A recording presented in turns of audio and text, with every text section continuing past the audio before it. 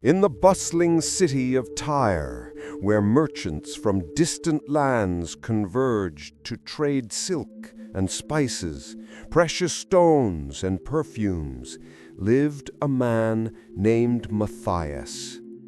He was 45 years old, his beard streaked with gray, his hands soft from counting coins rather than toiling in fields.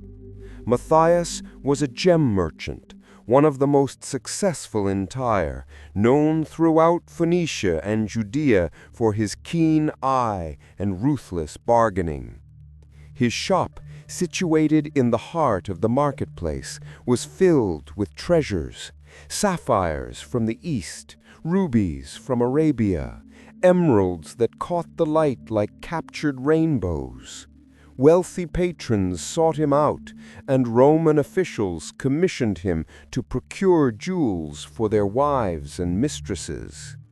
Yet for all his success, Matthias felt a gnawing emptiness, a hollow ache that no amount of gold could fill. He had built his fortune through shrewd deals and calculating compromises, stepping on competitors when necessary, manipulating prices, exploiting the desperate. His wealth had cost him his first wife, Sarah, who had left him 10 years earlier, taking their young son, Daniel, whom Matthias had barely seen since. She had called him a man who loved treasures more than people, and he had not denied it. After all, treasures did not betray you, did not demand your time, did not leave. They simply existed, beautiful and unchanging, until you sold them for profit.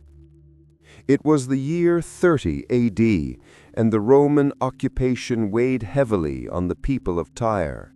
Taxes squeezed merchants and farmers alike, and whispers of rebellion stirred in dark corners.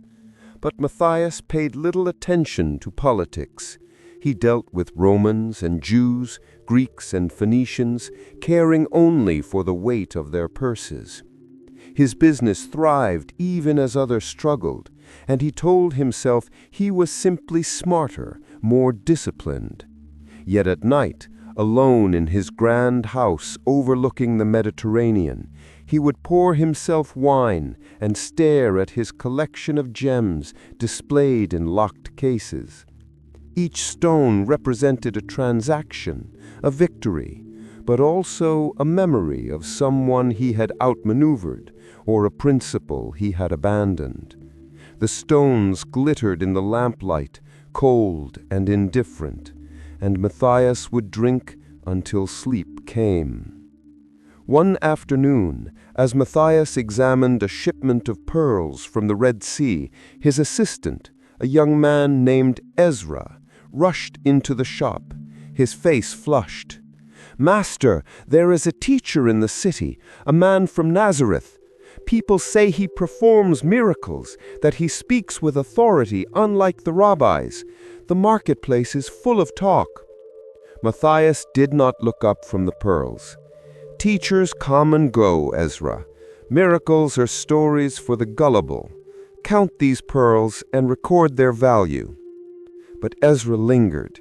"They say he healed a Roman centurion's servant yesterday, and he speaks of a kingdom where treasures do not rust, where wealth means nothing." Matthias finally met his assistant's eyes.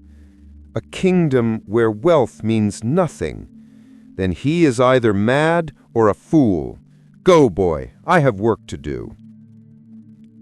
Ezra left, but his words clung to Matthias like dust. A kingdom where wealth means nothing. The idea was absurd, yet it unsettled him.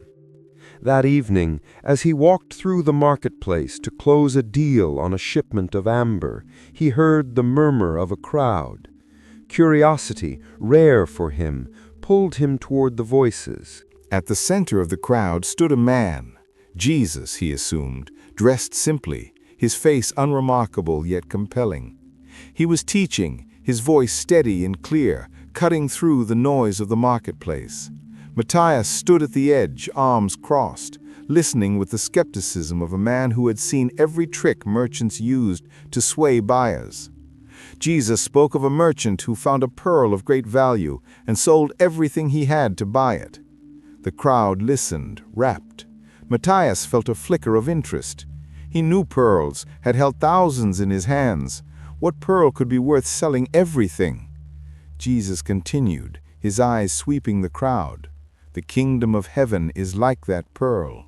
When you find it, nothing else matters. You let go of everything to possess it because it is worth more than all you have. Matthias's jaw tightened.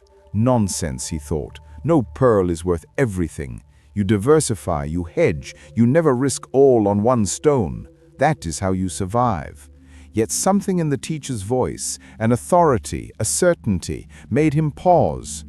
The crowd began to disperse, but Matthias lingered, watching as Jesus spoke quietly with a few who approached him. An old woman, a crippled boy, a Roman soldier who knelt and spoke words Matthias could not hear. Then, as if sensing his presence, Jesus turned and looked directly at Matthias. Their eyes met, and Matthias felt a shock, as if the teacher could see past his fine robes and jeweled rings into the hollow center of his soul. Jesus said nothing, but his gaze held a question, an invitation. Matthias turned and walked away, his heart pounding, telling himself it was foolishness to linger. If you've ever felt like Matthias, successful on the outside but empty inside, hit that like button. And drop the word pearl in the comments if you're curious where this story goes. I want to hear from you. That night Matthias could not sleep. He paced his house, pouring wine he did not drink, staring at his gems without seeing them. The teacher's words echoed in his mind. A pearl of great value, sold everything, the kingdom of heaven. He thought of his life, the deals, the coins, the treasures, and for the first time in years he asked himself, what have I gained? He was wealthy beyond most, yet he had no family, no true friends, only business associates who smiled because he had what they wanted. His son Daniel, now 14, lived with Sarah in Caesarea and wanted nothing to do with him. Matthias had sent gifts, gold, fine cloth, but Daniel returned them unopened. The boy wanted a father, not a benefactor, Sarah had written once, and Matthias had crumpled the letter and thrown it in the fire. The next day Matthias tried to return to his routine, but his mind wandered. He examined a ruby, but saw only red, not value. He negotiated with a Greek merchant, but heard himself offering fair terms, something he never did. Ezra noticed, "Master, are you unwell? You let him walk away with a profit." Matthias waved him off. "Perhaps I am tired." By the third day Matthias could bear it no longer. He closed his shop early and went looking for the teacher. He found Jesus by the sea, sitting on a rock, speaking with his disciples and a small group of fishermen. Matthias approached hesitantly, a man accustomed to commanding rooms, now uncertain how to begin. Jesus looked up and smiled, a smile that held no judgment, only warmth. "You have a question, friend." Matthias swallowed. "You spoke of a pearl of great value. I am a merchant. I know pearls. No pearl is worth selling everything. You would be a fool to risk all on one stone." Jesus nodded. "You speak as a merchant. But tell me, Matthias, what if the pearl was not a stone, but something that could fill the emptiness you carry? What if it was worth more than all your treasures combined? Would you still call it foolish?" Matthias felt his throat tighten. "How do you know my name?" "I know many things," Jesus said gently. "I know you have built your fortune on cleverness and calculation. I know you have pushed away those who loved you to protect your wealth. I know that every night you look at your treasures and feel nothing." Matthias's eyes burned. "What do you want from me?" Jesus stood, his gaze steady. "I want nothing, but the kingdom of God wants you. It calls you to let go of what you cling to and trust that you will find something far greater." Matthias shook his head. "I cannot. If I sell everything, I have nothing. I am nothing." Jesus stepped closer. "You are already nothing, Matthias. Your wealth is a chain, not a crown. But if you release it, you will find that you are a son of God, loved beyond measure, worth more than all the gems in the world." The words struck Matthias like a blow. He turned and walked away, his mind reeling. A son of God, loved beyond measure. It was too much, too foreign. He had spent his life believing that value came from what you owned, not who you were. That night Matthias sat in his house, a cup of wine in his hand, staring at a pearl, the finest he owned, a perfect sphere of luminous white, flawless and rare. He had paid a fortune for it years ago, intending to sell it for double, but he had never found a buyer willing to meet his price, so it sat in his collection, a symbol of his expertise and his pride. He held it up to the lamplight, watching it glow. What if this pearl, he thought, is not the treasure? What if I am chasing the wrong thing? The thought terrified him. If his treasures were not the point, then what had his life been for? What had he sacrificed Sarah and Daniel for? What had he become? The next morning Matthias did something he had never done. He went to Caesarea to find Sarah and Daniel. The journey took 2 days, and with each mile his anxiety grew. What would he say? What if they refused to see him? When he arrived at Sarah's modest home, she opened the door, her face registering shock. "Matthias, what are you doing here?" He stood there, a wealthy merchant in fine robes, suddenly feeling like a beggar. "I came to see Daniel, and to ask your forgiveness." Sarah's eyes filled with tears. She stepped aside, and Matthias entered. Daniel, now a young man, sat at a table studying scrolls. He looked up, his expression guarded. "Father?" Matthias's voice broke. "I have been a fool. I thought wealth would give me security, respect, happiness, but it has given me nothing but emptiness. I do not deserve your forgiveness, but I am asking for it." Daniel stared at him, then looked at his mother. Sarah nodded gently.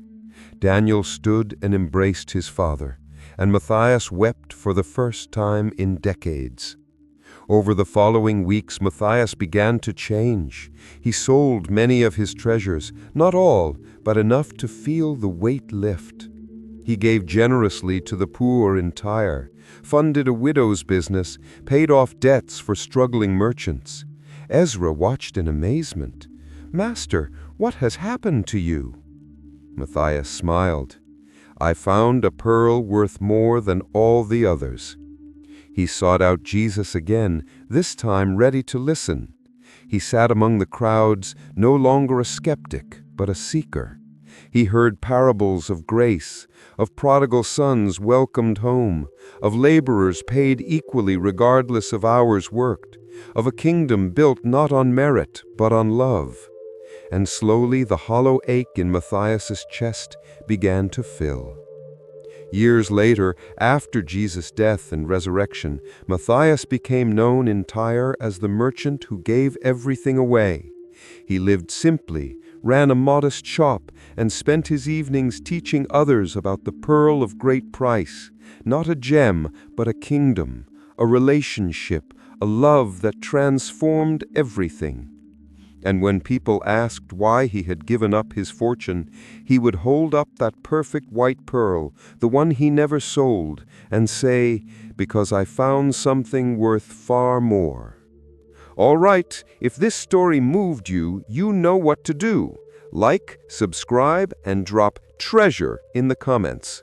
Share this with someone who needs to hear that they are worth more than anything they own. See you next week with another story. Grace and peace.